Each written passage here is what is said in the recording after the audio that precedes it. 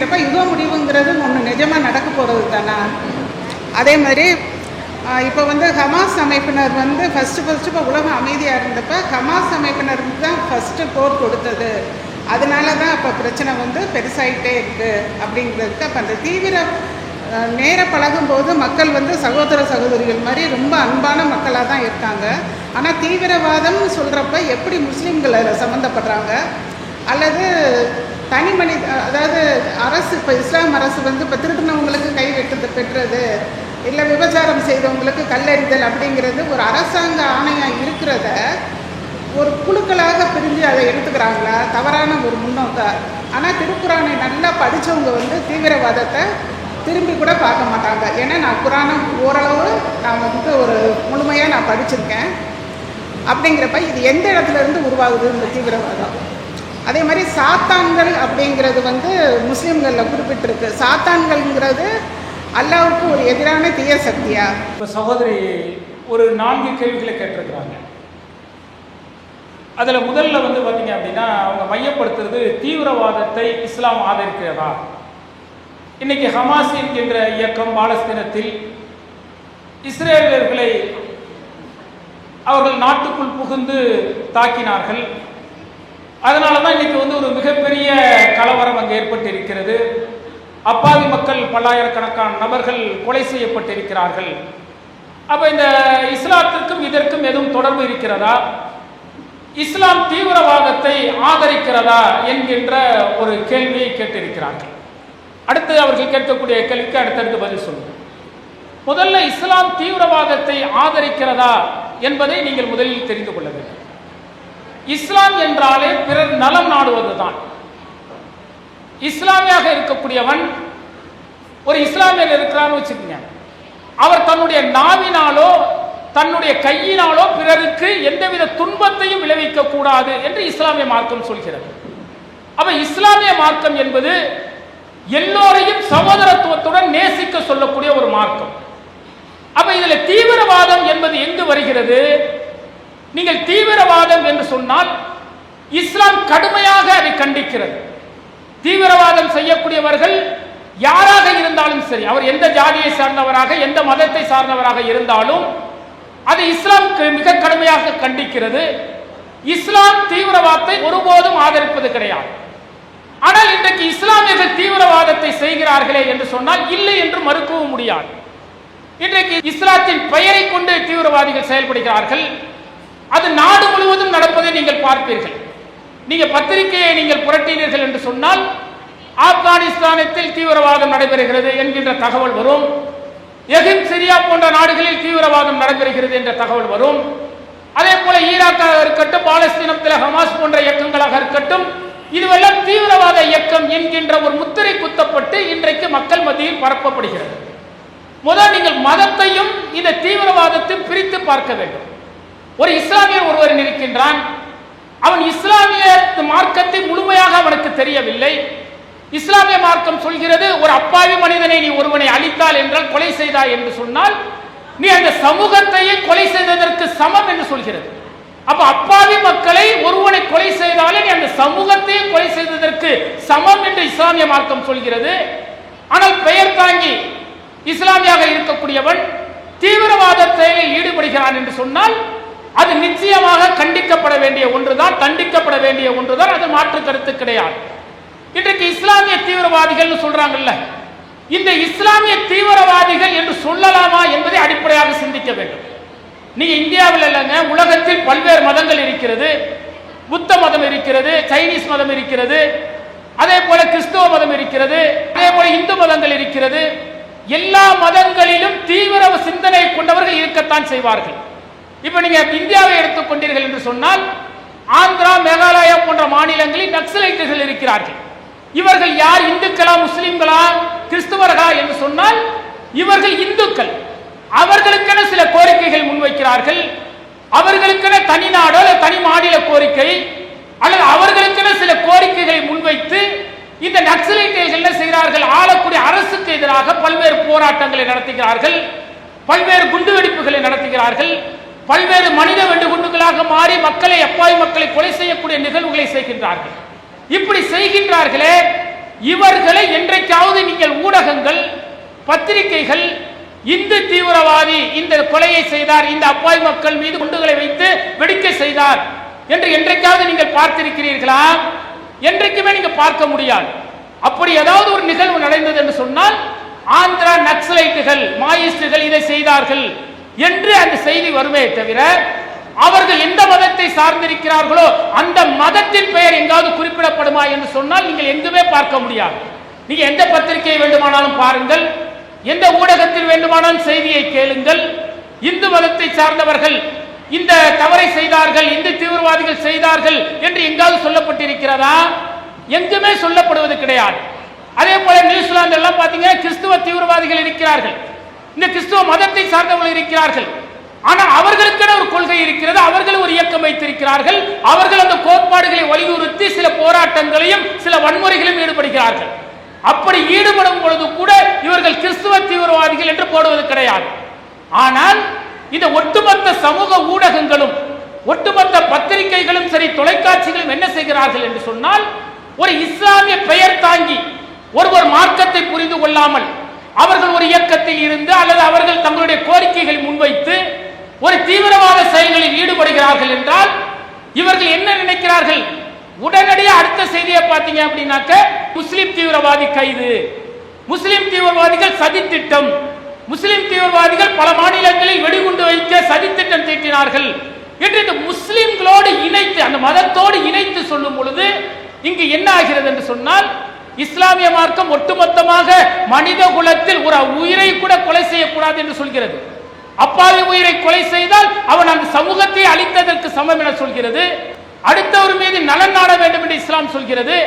அது யாராக இருந்தாலும் அவனுக்கு உதவி செய்ய வேண்டும், அவனுடைய கஷ்ட துன்பங்களில் நீ பங்கெடுக்க வேண்டும் என்று சொல்கிறது. ஆனால் இஸ்லாமிய மார்க்கம் இப்படி சொல்லும் பொழுது இஸ்லாத்தில் இருக்கக்கூடியவர்கள் தவறாக செய்யக்கூடிய அந்த செயலை இஸ்லாத்தோடு ஒப்பிட்டு செய்யக்கூடிய நிகழ்வுகளை நாம் பார்க்கிறோம். இதை நாங்கள் கடுமையாக கண்டிக்கின்றோம். பல இடங்களில் பார்த்தீங்க அப்படின்னா குண்டுவெடிப்பு நடக்குது. நீங்க பாகிஸ்தான்ல நடக்கும், ஆப்கானிஸ்தான்ல நடக்கும், அதே போல டெல்லியில் ஜும்மா மசூதியில் நடைபெற்றது. அப்ப இங்கெல்லாம் குண்டு வெடிக்கிறது. வைத்தவர் யார் என்று சொன்னால் இஸ்லாமியர்கள் வைக்கிறார்கள். கொலை செய்யப்படக்கூடியவர் யார்? அங்கு மாற்று மத மக்களை கொலை செய்யப்படுறாங்க, இஸ்லாமியர்கள் தான் கொலை செய்யப்படுகிறார்கள். அப்ப இது புரிந்து கொள்ளாமல் சிலர் என்ன செய்கிறார்கள்? தங்களுடைய மதத்தை சார்ந்தவர்களை அழிக்கக்கூடிய நிகழ்வுகளை செய்கிறார்கள். இவர்கள் மொத்தத்திலும் என்ன, இந்த மார்க்கத்திற்கு ஒரு அவப்பெயரை ஏற்படுத்துகிறார்கள். இவர்கள் தண்டிக்கப்பட வேண்டியவர்கள், இவர்கள் குற்றவாளிகள் என்பதில் எங்களுக்கு எல்லளவு மாற்று கருத்து கிடையாது. அதே நேரத்தில் குண்டுகள் வைக்கப்படுகிறது, எங்கெல்லாம் பார்த்து விபத்துக்கள் நடைபெறுகிறது, எங்கெல்லாம் மிகப்பெரிய வன்முறை நடைபெறுகிறதோ அங்கெல்லாம் இஸ்லாமியர்கள் தான் செய்கிறார்களா என்றால் இல்லை என்பதுதான் யதார்த்தமான உண்மை. மாலேகான்ல குண்டு வெடித்தது, அதே போல தென்காசியில் ஒரு பள்ளிவாசலில் குண்டு வெடித்தது, அதுபோல சில ஆலயங்களில் சில இடங்களில் மும்பையில் சில இடங்களில் குண்டு வெடித்தது. இந்த குண்டு வைத்தது யார் தெரியுமா? உடனே நம்ம முஸ்லீம்னு நினைச்சுக்கிறோம். அங்கு வைத்தவர்கள் யார் தெரியுமா? பிரகான் என்கின்ற ஒரு பெண்மணி சாமியார் வைக்கின்றார். இங்க தென்காசியில பாத்தீங்கன்னா RSS சார்ந்தவர்கள் வைக்கிறார்கள். மும்பையில் சில இடங்களில் இந்து மதத்தை சார்ந்த சில இயக்கங்களை சார்ந்தவர்கள் அந்த தவறுகளை செய்கிறார்கள். செய்துவிட்டு என்ன செய்கிறார்கள்? இஸ்லாமியர்கள் வைத்ததாக அந்த செய்தியை பரப்புகிறார்கள். அதன் பிறகுதான் பார்த்தீங்க அப்படின்னா உளவுத்துறை, முக்கியமான ஆய்வுத்துறை அதிகாரிகள், சில நுணுக்கமான தடவியல் ஆய்வாளர்கள் அதை சோதித்து பார்த்த பிறகுதான் இன்னைக்கு அந்த சாமியார் கைது செய்யப்பட்டிருக்கிறார். பல இடங்களில் பார்த்தீங்கன்னா பல வழக்குகள் இன்றைக்கு நிலுவையில் இருப்பதை நீங்கள் பார்க்க முடியும். குண்டுவெடிப்பு நடந்ததுன்னு சொல்றாங்க இல்லையா, எல்லாம் நடந்து கொண்டிருக்கிறது, எல்லாரும் இஸ்லாமியர்கள் கைது செய்யப்பட்டிருக்கிறார்கள். எங்காவது தீர்ப்பு கொடுக்கப்பட்டிருக்கிறதா என்று பார்த்தால் தீர்ப்பு 1-2 வழக்கில் மட்டும்தான் வந்திருக்கிறோம். பல இடங்களில் பார்த்தீர்கள் என்று சொன்னால் அந்த குண்டு வைப்பை நடத்தியதே யார் என்று சொன்னால் அது இந்து மதத்தில் இருக்கக்கூடிய, இந்து மதத்தை புரிந்து கொள்ளாத இஸ்லாத்தில் இருக்கக்கூடிய மூடர்கள் போல சில மூடர்கள் என்ன செய்கிறார்கள்? அவர்கள் அந்த பிரிவினை உண்டாக்குவதற்கு, ஆதாயம் தேடுவதற்கு, இஸ்லாத்தின் மீது உள்ள கோபத்தை வெளிப்படுத்துவதற்கு இது போன்ற செயல்களை செய்கிறார்கள். அப்ப இதற்கும் இஸ்லாத்துக்கும் எந்தவித சம்பந்தம் இல்லையோ அதுபோல அந்த இந்து மக்களுக்கும் அந்த இந்து குண்டுவெடிப்பை நடத்தக்கூடியவர்களுக்கும் எந்தவித சம்பந்தமும் இல்லை என்பதுதான் யதார்த்தமான உண்மை. நீங்க பாபர் மசூதி இடிச்சாங்க. பாபர் மசூதி யார் இடித்தது? இந்து மக்கள் இடித்தார்கள். இந்து மக்களின் ஒரு பிரிவினர் இடித்தார்கள். அவர்கள் பாசிச சிந்தனை கொண்டவர்களாக இருந்தார்கள். அப்ப நம்ம என்ன சொன்னோம்? இந்துக்கள் இந்த பள்ளிவாசல் இடித்து விட்டார்கள் என்று சொன்னோமா? கிடையாது. இந்து மக்கள் நடுநிலையான மக்கள், நடுநிலையாக சிந்திக்கக்கூடியவர்கள். அதில் இருக்கக்கூடிய ஒரு பிரிவினர் தவறாக புரிந்து கொண்டு தவறான சிந்தனையோடு இஸ்லாமிய முஸ்லிம் இந்து மக்கள் ஒட்டுமொழியில் பிரிவினை உண்டாக்குவதற்கு, அரசியல் ஆதாயம் தேடுவதற்கு இது போன்ற தவறுகளை செய்கிறார்கள் என்று நாங்கள் சொல்கிறோமே தவிர என்றைக்குமே நாங்கள் இந்து மக்கள் மீது குற்றம் சுமத்தியதே கிடையாது. இந்து மதத்திற்கும் அந்த தீவிரவாதத்திற்கும் எந்தவித இல்லளவும் தொடர்பு இல்லை. இந்து மக்கள் மதிக்கக்கூடிய பகவத்கீதையிலும் அந்த ஜீவனாம்சம் பற்றி சொல்கிறது, ஜீவான்யம் பற்றி சொல்கிறது. ஒரு உயிர் வாழ்வதற்கான எந்த அளவிற்கு ஒரு மனிதன் உதவி செய்ய வேண்டும், உயிர் மீது பரிவு எப்படி காட்ட வேண்டும், பகவத்கீதை நிறைய இடங்களில் உபதேசம் செய்கிறது. அப்ப அப்பாவி மக்களை கொள்வதற்கு இந்து மதமும் அனுமதிக்கவில்லை, இஸ்லாமிய மதமும் அனுமதிக்கவில்லை. இரண்டையும் புரிந்து கொள்ளாதவர்கள் என்ன செய்கிறார்கள்? இது போன்ற தீவிரவாத செயலில் ஈடுபடுகிறார்கள். இது ஒரு புறம். தீவிரவாதத்தை தவறாக புரிந்து கொண்டு தீவிரவாதத்தை செய்து அப்பாவி மக்களை கொலை செய்பவர்களுக்கும் இஸ்லாமிய மார்க்கத்திற்கும் தொடர்பு இல்லை. அதே போல இஸ்லாமிய மக்களை கொலை செய்யக்கூடிய அல்லது இஸ்லாமிய மார்க்க தலங்களை மீது இடிக்கக்கூடிய இந்து மக்கள் செய்கின்றார்களே, அவர்களுக்கும் இந்து மதத்திற்கும் எந்தவித தொடர்பும் இல்லை என்பது நிதர்சனமான உண்மை. அதே நேரத்தில் இப்ப ஹமாஸ் இருக்கிறது, பாலஸ்தீனம் இருக்கிறது இல்லையா? அந்த பாலஸ்தீனத்தில் இருக்கக்கூடிய இந்த ஹமாஸ் என்பது தீவிரவாத இயக்கமா? நீங்க அமெரிக்காவை எடுத்துக்கொண்டால் அவர் யாரையெல்லாம் தீவிரவாதிகள் என முத்திரை குத்தி விடுகிறார்களோ அவர்கள் எல்லாம் தீவிரவாதியா? அப்படி பார்த்தீர்கள் என்று சொன்னால், நீங்க கொஞ்ச நாளுக்கு முன்ன ஒசாமா பின் லேடன் ஒருத்தர் வாழ்ந்தார்ல, அவர் சவுதி அரேபியாவை கொண்ட ஒரு மிகப்பெரிய செல்வந்தர், விமான கட்டுமான தளங்களை கட்டக்கூடிய மிகப்பெரிய ஒரு கான்ட்ராக்ட், பின் லேடன் ஒரு கான்ட்ராக்ட் கம்பெனி வைத்திருந்தவர். அவரை இந்த அமெரிக்கா எப்படி பயன்படுத்தியது தெரியுமா? ஆப்கானிஸ்தானை ரஷ்யா என்ன செய்கிறது? படையெடுத்து தன்னுடைய கட்டுப்பாட்டில் வைத்துக் கொள்கிறது. அப்ப இந்த அமெரிக்கா என்ன செய்கின்றார்கள்? சவுதி அரேபியாவில் இருக்கக்கூடிய பின் லேடனுக்கு பல்வேறு பொருளாதார உதவிகளை கொடுக்கிறார்கள், அவருக்கு ஆயுதங்களை கொடுக்கிறார்கள். அவரை வளர்த்து விடுவதற்கு முதல் காரணமாக இருந்ததே யார் என்று சொன்னால் அமெரிக்கா தான். அமெரிக்கா கொடுக்கக்கூடிய ஆயுதங்களை வாங்கிக் கொண்டு பின் லேடன் ஆப்கானிஸ்தான் செல்கிறார். அந்த தாலிபான்களுக்கு அந்த ஆயுதங்களை கொடுத்து ரஷ்ய வீரர்களோடு கடுமையான போராடுகிறார்கள். கடுமையான போராட்டத்திற்கு பிறகு, போர் வெடித்ததுக்கு பிறகு ரஷ்ய படை பின்வாங்கி செல்கிறது. அதன் பிறகு அந்த தாலிபான் ஆட்சி வந்தது. அங்கு ஒசாமா பின் லேடன் ஒரு அசைக்க முடியாத நிலையில் இருந்தார். அப்ப இந்த தீவிரவாதத்தை இதற்கு ஆதரவு கொடுத்தது யார்? அமெரிக்கா தான் ஆதரவு கொடுத்தார்கள். அதன் பிறகு எண்ணெய் வளத்தை தன்னுடைய கட்டுப்பாட்டில் கொண்டு வர வேண்டும். கண்டெய்னர்ல எண்ணெய் குழாயில கொண்டு போவது என்பது மிகப்பெரிய இழப்பீடாக இருக்கிறது, மிகப்பெரிய ப்ராசஸா இருக்கிறது. அதனால் என்ன செய்யலாம்? தரை வழியில் பைப்பு போட்டு எண்ணெய் வளத்தை கொள்ளையடிக்க வேண்டும் என்பதற்காக அமெரிக்கா என்ன செய்தான்? எங்கெல்லாம் இந்த எண்ணெய் தளங்கள் இருக்கிறதோ, சாலைகள் இருக்கிறதோ, அங்கெல்லாம் பார்த்தீங்கன்னா அங்க இருக்கக்கூடிய புரட்சி குழுக்களுக்கு ஆயுதங்களை கொடுப்பது, அந்த ஆயுதங்கள் கொடுத்து அந்த நாட்டு உள்நாட்டு மக்களிடத்தில் புரட்சியை வெடிக்க வைப்பது, அதன் மூலம் ஆட்சி மாற்றத்தை ஏற்படுத்தி தன்னுடைய பொம்மை அரசை அங்கு நினைக்க வேண்டும். இப்படிதான் பார்த்தீங்கன்னா லிபியாவா இருக்கட்டும், ஈரானா இருக்கட்டும், ஈராக்காக இருக்கட்டும், பாலஸ்தீனமாக இருக்கட்டும், ஆப்கானிஸ்தான் வரை இன்றைக்கு அமெரிக்காவுடைய பொம்மை அரசுகள் வந்தது. இது எதற்காக வந்தது என்று சொன்னால் அவர்களுடைய எண்ணெய் வளத்தை பெருக்கிக் கொள்வதற்காக வந்தார்கள். இப்படி அமெரிக்கா ஆப்கானிஸ்தானை தன்னுடைய கட்டுப்பாட்டில் கொண்டு வரும் பொழுதுதான் ஒசாமா பின் லேடன் என்ன செய்கிறார்? அவர்களை எதிர்த்து போர் செய்ய தொடங்குகிறார். அப்பதான் அமெரிக்காக்காரன் என்ன சொல்றான்? இவன் உலக தீவிரவாதிகள் முதல் நம்பர் என்று சொல்லி ஒசாமா பின் லேடன் சொல்றான். அப்ப தீவிரவாதத்தை ஊக்குவித்தது யார்?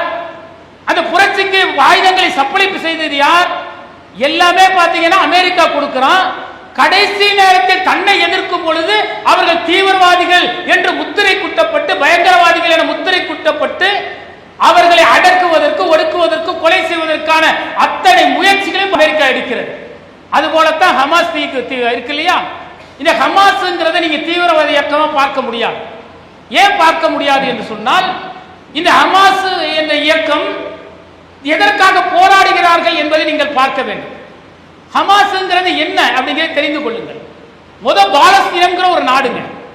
அந்த பாலஸ்தீனம் என்கின்ற நாடு 1930 வரை பிரிட்டிஷ் கண்ட்ரோல்ல தான் இருக்கு. அப்போது அங்கு யூதர்கள் கிடையாது. அங்கு பாலஸ்தீனர்கள் தான், இஸ்லாமியர்கள் தான் பெரும்பான்மையாக வாழ்ந்து கொண்டிருக்கிறார்கள். அதன் பிறகு 1948 நமக்கு சுதந்திரம் கிடைத்த காலகட்டத்தில் பாலஸ்தீனத்திற்கு சுதந்திரம் கொடுக்கிறார்கள். சுதந்திரம் கொடுக்கும் பொழுது அங்கு வந்து சில இஸ்ரேலியர்கள் வந்து குடியமர்கிறார்கள், குடியேற்றம் செய்யப்படுகிறார்கள். இந்த இஸ்ரேலியர்கள் இருக்காங்க இல்லையா, இவர்கள் குடியேற்றம் செய்யப்படுவதற்கு முன்பு பல லட்சம் பேர் கொலை செய்யப்பட்டார்கள். யாரால் கொலை செய்யப்பட்டார்கள்? ஹிட்லரால் கொலை செய்யப்பட்டார்கள்.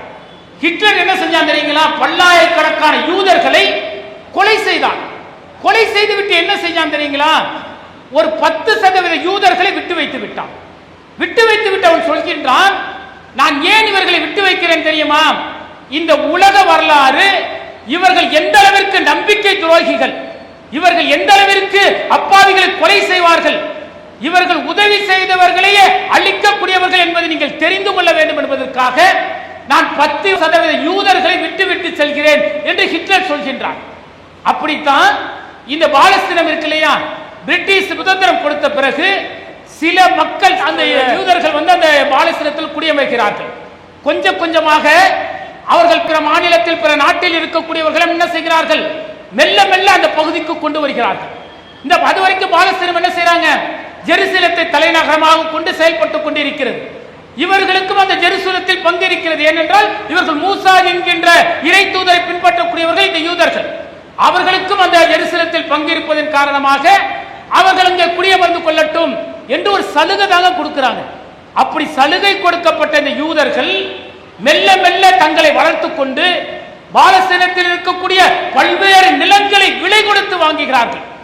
விலை கொடுத்து வாங்கி வாங்கி என்ன செய்கிறார்கள் என்றால், இது எங்களுடைய எல்லை என்று அமெரிக்காவை தன்னுடைய கைப்பாவையாக வைத்துக் கொண்டு அமெரிக்காவிற்கு முழுமையாக ஆயுதம் சப்ளை செய்யக்கூடிய நாடாக இந்த யூத இஸ்ரேல் நாடு செயல்பட தொடங்கிய பிறகு அமெரிக்கா என்ன செய்யறான்? இஸ்ரேலை ஒரு தனி நாடாக அங்கீகரிக்கிறான். அப்பதான் பிரச்சனை வருது. நம்ம ஒரு இடத்துல தங்கறதுக்கு வீட்டில் ஒரு ரூம்ல ஒருத்தருக்கு இடம் கொடுக்குறாங்க. அவர் ஏழ்மையா இருக்கிறாரு, நாட்டில் எங்கேயுமே தங்க முடியாது, அகதியா இருக்கிறாரு. சரி, நம்ம வீட்டில் ஒரு பகுதியில் வந்து தங்கிட்டு போட்டு இடம் கொடுத்தவர் கொஞ்ச நாள் கழிச்சு தன்னுடைய குடும்பத்தாரத்தை அழைச்சிட்டு வந்து நம்மளை வீட்டை விட்டு விரட்டா எப்படி இருக்கும்? இதுதான் அங்கு பாலஸ்தீனத்தில் நடக்கிறது. பாலஸ்தீனத்தில் குடியமர்ந்த இந்த யூதர்கள் என்ன செய்கிறார்கள்? அமெரிக்காவை தன்னுடைய கைப்பாவையாக வைத்துக் கொண்டு அமெரிக்காவுக்கு தேவையான ஆயுதங்களை உற்பத்தி செய்யக்கூடிய இடமாக அந்த இஸ்ரேலை உருவாக்கி கொண்டு அவர்கள் என்ன செய்கிறார்கள்? தனிநாடு என்கின்ற அங்கீகாரத்தை பெறுகிறார்கள். சரி, தனிநாடு என்ற அங்கீகாரம் பெற்றாங்கல்ல, அந்த ஜெருசலம் காசா என்கின்ற இதற்கு உரிமை கொண்டாடுகிறோம் என்கின்ற பெயரில் மெல்ல மெல்ல அங்கே இருக்கக்கூடிய பாலஸ்தீனர்களை நாட்டை விட்டு விரட்ட தொடங்குகிறார்கள். பல்லாயிரக்கணக்கான பாலஸ்தீனர்கள் சொந்த நாட்டு மக்கள் பல்வேறு நாடுகளுக்கு, எகிப்துக்கு, சிரியாவிற்கு, சூடான் போன்ற நாடுகளுக்கு இடம்பெயர்ந்திருக்கிறார்கள், அகதிகளாக சென்றிருக்கிறார்கள். அப்ப பொழைக்க வந்தவன் சொந்த நாட்டுக்காரனே விரட்டி விட்டு அந்த நாட்டையே அபகரிக்க தொடங்கி விடுகின்றான். கொஞ்சம் கொஞ்சமா வந்து இந்த காசாங்கிற முழுமையான பகுதியை கட்டுப்பாட்டில் கொண்டு வரும் பொழுது உரிமை உள்ளவன் என்ன செய்வான்? ஏன்னா என் சொந்த நாடு, இந்த நாடு என்னுடைய தாய் நாடு, நான் உனக்கு இடம் கொடுத்திருக்கிறேன், இடம் கொடுத்து பெற்ற நீ என்னையே விரட்டுகிறாய் என்று சொன்னால் ஒரு கூட்டம் போராட தயாராகும், ஒரு கூட்டம் உரிமையை வென்றெடுக்க தயாராகும், ஒரு கூட்டம் தன்னுடைய மண்ணுக்காக போராடும், போர் செய்ய தயாராகும். அப்படி தயாரான கூட்டம் தான் இந்த ஹமாஸ் என்கின்ற இயக்கம். தீவிரவாத இயக்கம் சொல்றான இந்த ஹமாஸ் என்கின்ற இயக்கம். அவர்கள் அந்த பாலஸ்தீனத்தில் இருந்து கொண்டு தனி ஆட்சி செய்கிறார்கள். நீங்க சொல்ற மாதிரி தீவிரவாத இயக்கம் கிடையாது. பாலஸ்தீனத்தில் ஒரு ஆட்சி, ஜனநாயக ரீதியாக ஆட்சி செய்யக்கூடிய ஒரு அமைப்பு அது. அவர்கள் இந்த இஸ்ரேலுக்கு எதிராக அவ்வப்போது போர் செய்து கொண்டிருக்கிறார்கள். அங்க இருக்கக்கூடிய அல்-அக்ஸாங்கிற ஒரு ஆலயம் இருக்குங்க, ஒரு பள்ளிவாசல் இருக்கிறது. அங்கு இஸ்லாமியர்களை தொழுவதற்கு கூட இந்த யூதர்கள் அனுமதிப்பது கிடையாது. தொழுது கொண்டிருப்பான், நேரா வந்து காலால எட்டி உதைப்பான். கணவன் மனைவியோடு நிற்பார்கள், கணவனை சுட்டு தள்ளுவான், மனைவி கதறுவான். இது போன்ற அடக்குமுறைகள் தொடர்ச்சியாக அங்கு நடைபெற்றுக் கொண்டிருக்கிறது. அப்பதான் இந்த ஹமாஸ் கொஞ்சம் பொறுத்து பொறுத்து பார்த்து, ஒரு காலத்தில் அவர்களும் புரட்சி வெடிக்கும், அவர்களுடைய உணர்ச்சி வெடிக்கும் இல்லையா, அந்த உணர்ச்சி வெடித்ததன் காரணமாகத்தான் ஹமாஸ் என்ன செய்தார்கள்? இஸ்ரேலுக்குள் சென்று தாக்குதல் நடத்தினார்கள், சில பணைய கைதிகளை கொண்டு வந்தார்கள். இது என்ன போர்? இது உரிமைக்காக நடக்கூடிய போருங்க. எத்தனை போர்கள் நடந்திருக்கிறது. போர் என்பது உரிமையை வென்றெடுப்பதற்கு, நாட்டை காப்பாற்றுவதற்கு. ஒரு அந்நிய மன்னன் படையெடுத்து வருகிறான் என்று சொன்னால் அந்த நாட்டை காப்பாற்ற வேண்டியது அந்த நாட்டு மன்னன் கடமை, அவருடைய உரிமை, அந்த குடிமக்களின் உரிமை. அப்ப அவர்கள் போராடுவார்களா இல்லையா? அப்படித்தான் இவர்கள் போராடுகிறார்கள். இந்த போராட்டத்தில் இன்றைக்கு பல்லாயிரக்கணக்கான மக்கள் கொலை செய்யப்பட்டிருக்கிறார்கள். கிட்டத்தட்ட 45,000 மக்களை, அப்பாவி மக்களை இன்னைக்கு இந்த யூதர்கள் இஸ்ரேல் நாடு குண்டு போட்டு பச்சிலம் குழந்தைகளை கதற கதற கொலை செய்திருக்கிறது. ஐநா செஞ்சிலுவை சங்கங்கள் நடத்தக்கூடிய மருத்துவமனைகளில் பச்சிலம் குழந்தை இருப்பார்கள், பெற்ற தாய்மார்கள் இருப்பார்கள், கன்னி பெண்கள் இருப்பார்கள், யாரையும் பார்க்கல, அங்க போட்டு குண்டு போட்டு கொலை செய்யறான். நோக்கம் என்ன தெரியுமா? தன்னுடைய நாட்டில் வந்து ஒரு 200 பேரை கொலை செய்து விட்டான். இவன் பல்லாண்டு காலமாக 10-15 ஆண்டு காலமாக பாலஸ்தீனத்தில் இரவு பகல் பாராமல் குண்டு போடுவான். ரமலான் மாதம் இருக்கங்க, அவங்கவுங்க தொழுதுட்டு வணக்க வழிபாடு செய்து இறைவனிடத்தில் பிரார்த்தனை செய்து கொண்டிருக்கக்கூடிய நேரம் இருக்கும். அந்த நேரத்தில் குண்டு போடுவான். அப்படியே பள்ளியாசில் இருக்கக்கூடிய பல நூறு நபர்கள் மரணிப்பார்கள். இப்படி பல்லாயிரக்கணக்கான மக்கள் பாலஸ்தீனத்தில் மரணித்திருக்கிறார்கள். இன்னைக்கு ஹமாஸ் போய் ஒரு 200 பேர் சுட்டுட்டு ஒரு 100 பேரை கைதியா பிடிச்சிட்டு வந்த உடனே இன்னைக்கு பல்வேறு உலக நாடுகள் ஏதோ ஹமாஸ் என்பது தீவிரவாத இயக்கம் என்பது போல சொல்கிறார்கள். அவர்கள் அப்பாவிகளை கொலை செய்யல, ராணுவத்திற்கு எதிராக போராடுகிறார்கள். இன்னைக்கும் பாத்தீங்கன்னாக்க அந்த ஹமாஸ் இயக்கம் ஏவக்கூடிய அந்த ராக்கெட்டுகளோ அந்த லான்சர்களோ இஸ்ரேலுடைய ராணுவ தளவாடங்களை எங்கெல்லாம் இஸ்ரேலிய ராணுவம் இருக்கிறதோ அங்குதான் தாக்குதல் நடத்துகிறார்கள் தவிர எந்த அப்பாவி மக்கள் மீது நடத்தல. ஆனா இஸ்ரேல் அப்படி செய்கிறதா? அப்பாவி மக்கள் கொலை செய்கிறார்கள். எங்க ஐநாவிலிருந்து அனுப்பப்பட்ட அமைதி படங்களை குண்டு போட்டு தாக்குறானுங்க. அப்ப தீவிரவாதம் யார் செய்கிறா? இஸ்ரேல் தீவிரவாதம் செய்கிறது. அமெரிக்கா இன்றைக்கு உலக போலீஸ்காரர்களாக இருப்பதனால் அது என்ன செய்கிறது? அது ஆட்டி வைக்கிறது. அவருடைய பொருளாதார தடை வரும் என்பதற்காக பல நாடுகள் அமெரிக்காவிற்கு கைக்கூலியாக செயல்பட்டுக் கொண்டிருக்கிறது. அப்ப ஹமாஸ் என்பது தன்னுடைய உரிமைக்காக ஒரு போராடக்கூடிய இயக்கம். அவர்கள் தங்களுடைய நாட்டு மக்களின் தன்னுடைய நாட்டு மண்ணுக்காக உரிமைக்காக போராடக்கூடியவர்கள் இருக்கிறார்கள். அவர்கள் தீவிரவாதிகள் அல்ல. அந்த தீவிரவாதிகளாக இன்றைக்கு பழைய இஸ்லாம் இந்தியா போன்ற நாடுகள் எல்லாம் ஹமாஸ் தீவிரவாத இயக்கம்லாம் சொல்லல, உரிமைக்காக போராடுகிறார். இன்றைக்கு தமிழர்கள் இருந்தாங்க ஸ்ரீலங்கா விடுதலை புலிகள் யாராவது தீவிரவாதம் சொல்ல முடியுமா? எத்தனை லட்சம் மக்கள் அங்கு கொலை செய்யப்பட்டால், இனப்படுகொலை செய்யப்பட்டார்கள். சிங்களவர்களை குடியமர்த்துவதற்காக அங்க தமிழர்கள் இருக்கக்கூடிய இடங்களில் சிங்கள குடும்பங்களை போய் குடியமர்த்தலாம். அதுபோலத்தான் பாலஸ்தீனத்தில் நடக்கிறது. பாலஸ்தீனத்தில் இஸ்லாமியர்கள் இருக்கக்கூடிய இடத்தில் யூதர்கள் குடியமர்த்தப்படுகிறார்கள். அவர்கள் நாட்டை விட்டு விரட்டப்படுகிறார்கள். அப்ப உரிமைக்காக போராடக்கூடியவர்கள் தீவிரவாதி என்பது பார்ப்பது தவறு. ஊடகங்களில் வரக்கூடிய செய்திகளோ அல்லது அமெரிக்கா போன்ற அந்த அதிக சக்தி படைத்தவர்கள் செய்தியோ உண்மை கிடையாது. நிறைய பத்திரிகைகளை படிக்க வேண்டும். நடுநிலையான எழுத்தாளர்கள், உள்ளதை உள்ளபடி எழுதக்கூடிய எழுத்தாளர்கள் இருக்கிறார்கள். அவர்களுடைய கருத்துக்களை நாம் படித்தோம் என்று சொன்னால் இங்கு யார் தீவிரவாதத்தை செய்கிறார்கள் என்பதை நாம் தெரிந்து கொள்ள முடியும்.